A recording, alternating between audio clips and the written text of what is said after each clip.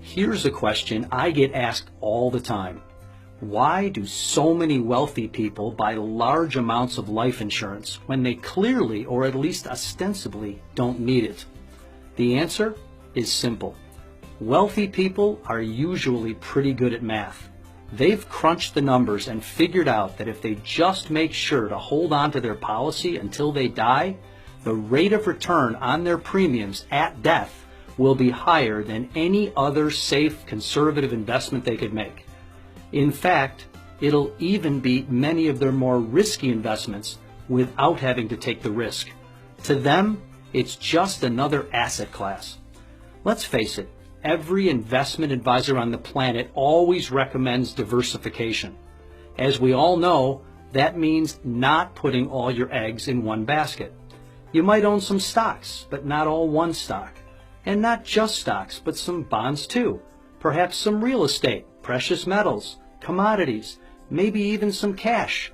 And if it's all done right, given enough time, theoretically, by diversifying, the returns should be steadier. And given enough time, all should be fine in the long run. But what if you die earlier than you planned to? No one expects that to happen, and we certainly don't like to think about it. But it happens to people every day. Time, then, is a key component to the success of any financial plan. Investments need time to grow. Your portfolio is probably diversified to protect against a whole raft of risks, many of which will never come to pass. For example, some of us own gold as a hedge against a currency devaluation, which may or may not happen. But remember, death too is a risk to your portfolio and your plan for your family. But unlike the other risks, death is a certainty. Doesn't it make sense to diversify your portfolio against the possibility that you might die early? I call this time diversification. The fact is, if you die young, there's simply no asset class that'll even come close to outperforming a life insurance policy.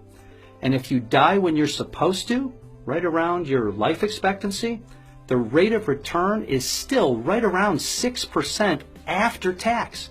That's an 8 to 12% pre-tax equivalent depending on your tax bracket, which beats virtually every other safe investment on the planet. The best part is that unlike other types of financial instruments, life insurance doesn't need time to grow. For example, say you're age 55 and you buy a $1 million life insurance policy for, say, $10,000 a year. If you die next year, the $10,000 instantly turns into $1 million. Die in 3 years, $30,000 in premiums will have turned into $1 million tax-free. Die in 20 years, and you will have turned $200,000 in premiums into $1 million. In fact, it's almost impossible to fathom a scenario where you could live too long and turn it into a bad deal. So that begs the question, should you consider taking a small slice of your portfolio and diversifying into life insurance as an asset class? Now, that's up to you, but I know I did. Thanks for listening.